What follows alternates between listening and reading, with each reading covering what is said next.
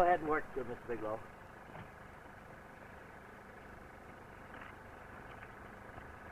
Now then, I guess that's enough.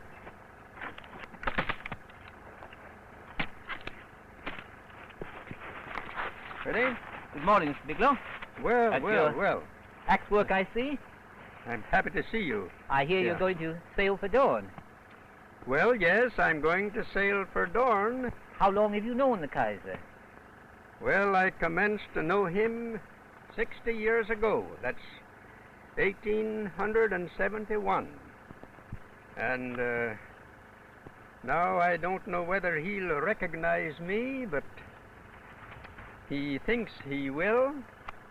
And if he does, it shows that he has a generous disposition. Because during the war, I think I said everything that I could recollect that was defamatory towards him and his government. My motto was, my country right and wrong, right or wrong. And he was the enemy of my country. And now he's no longer such.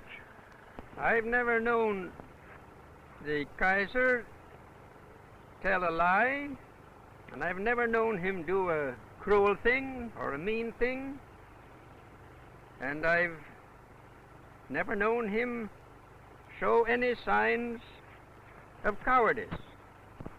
And it's my business to tell what I know from my experience and let other people say what they please if it's their experience. We don't find any fault with Napoleon I for running away and leaving his troops in the snows of Russia, and we don't complain that he went and took refuge on a British man of war after the Battle of Waterloo, and we don't throw stones at Napoleon III because he abandoned his army in 1870 and went to live in a palace at Wilhelm II. And if the keizer left his army at the time of the armistice, why, to me, that means that there was no army for him to stay by, or he would have stayed by his army. He didn't go of his own motion. It was General Hindenburg who overruled his opinions in the matter. A man of his day was Jefferson Davis, a West Point graduate, and nobody can criticize him for leaving and running away from Richmond after the disaster of Appomattox. But there is a disposition to make the keizer a scapegoat for everything about that war which is not to our liking. And while I have no right to speak either for the emperor or for any official body or any interest, it's my duty, if I am put on the witness stand, to say what I know of my own experience.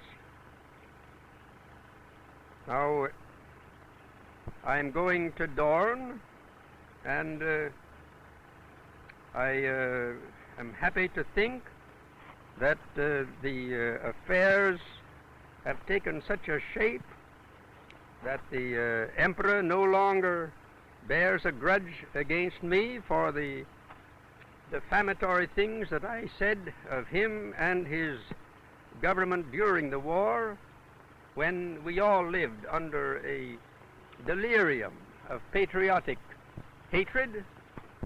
And I am glad to think that we will resume a friendship that has been rudely interrupted, but that commenced 60 years ago.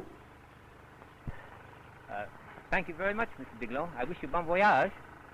Well, I'm sorry I can't tell you anything yet because I am not able to forecast the future, but I hope that I shall realize the fond hopes that I cherish in going aboard ship. And I'll be back in June and tell you more.